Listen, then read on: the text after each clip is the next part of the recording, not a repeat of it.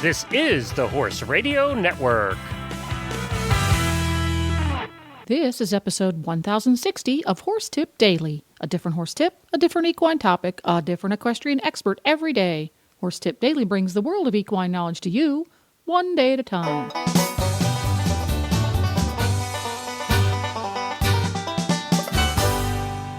Greetings, horse people. Coach Jen here, and thanks for tuning in to Horse Tip Daily.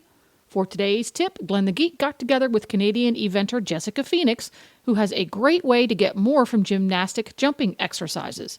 And we'll get right to our tip after this important shopping tip from equestriancollections.com. Hi, Glenn, back with you, and I am with Debbie from Equestrian Collections with the product of the week. And boy, you're getting colorful now. Yes, well, you know, it's Easter time, coming up to Easter time, and if you like Easter eggs, I have the breeches for you. That's pretty true. The Tough Rider neon breeches. They are in a knee patch, the knee patch type of breech, and they come in some way cool colors. They come in peach, they come in slate blue, they come in, get this, lime green, and they come in a very pretty fuchsia kind of pink. They are absolutely something you won't find anywhere these days. People are going to snap these up and love them. Now, you probably aren't going to be riding on the A circuit with them. No. But you know what? On trail rides, they're very comfortable. Hey, eventers will pick these up to match their colors. And let me tell you, I think you're understating it. These are neon. These are bright. Yes, they are. They do run a little on the small side, so keep that. There is a size chart here, but be aware that they, although they are 8% spandex, they are not quite as stretchy as some. So when you're be sure that it goes by your waist size, but if you're on the cusp, go a size up instead of a size down with these. But they are just going to be, you're going to love them, absolutely. And, you know, every spring I look for something that's kind of reminds me of Easter eggs. Sometimes I do saddle pads or, you know, halters, but this year these ones are perfect. So happy Easter. Get on www.equestriancollections.com. Just put the word neon in there and go to town.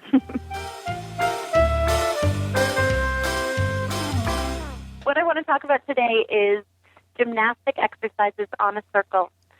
A lot of times when we're doing grid work or gymnastics, it's in a straight line.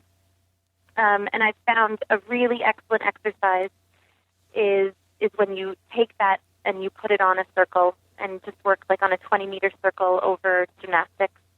So one of the most useful exercises that I found is having one pole and then 9 feet and then a jump. 9 feet in a pole, 9 feet in a jump, and then 9 feet in a pole again. So basically just a one stride with placing poles throughout. And by placing it on the circle, you're actually teaching the horse better communication than just going on your straight line. You can keep a little bit better rhythm, and it really teaches them how to sit on their hind end and stay on their hind legs throughout the whole exercise. And you can do that lunging as well, can't you? Yeah, it's a great lunging tool as well.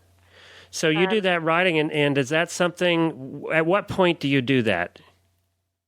You know what? I like to have that exercise set up all the time at my place. Okay. And just use it for all of the horses, like horses that are just learning. We would use that exercise just with the poles on the ground and start at the walk and then progress to the trot and the canter. And then I do it right up to my advanced level horses, and we'll go through with like 4-foot verticals going through the exercise. And it's so helpful for all different styles and types of horses because it really teaches them how to sit on their hind end, and you don't have to fight with them going through the grid. So you just stay on your circle, and they understand that, and you can really stay out of their way and let the poles train the horse. And that was a 20-meter circle, Jessica? Yeah. So in a 20-meter circle, and then review for everybody real quick who might have missed that. How do you have the poles laid out again?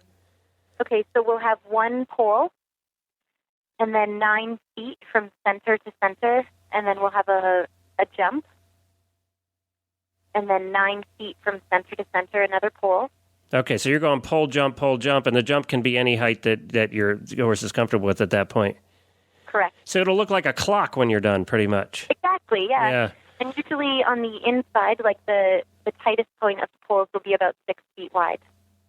So in a 20-meter circle, you could probably fit, what, total of 3 or 4 poles and 3 or 4 jumps, or am I right there?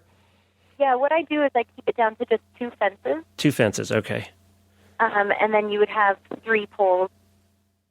Okay, gotcha. So 2 fences, 3 poles. Well, that's great. Yep. It's a great exercise because as the horses come through, they actually have to sit down and step across the poles while on the circle.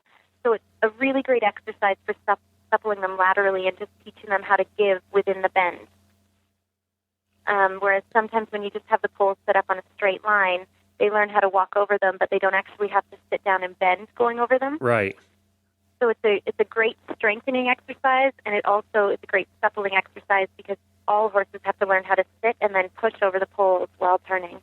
Well, it also would be great if you're a trail rider that likes to jump or you're a fox hunter, not all of the jumps are straight on. Exactly. So you're also learning to, as you said, you're also learning to jump while turning at the same time. Right. Yeah, exactly.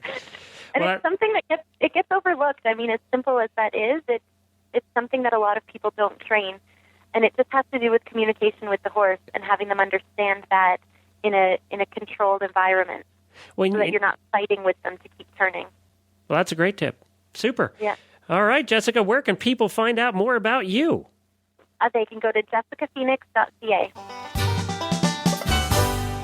Well, that about takes care of it. This podcast has been made possible through the generous support of EquestrianCollections.com and listeners like you.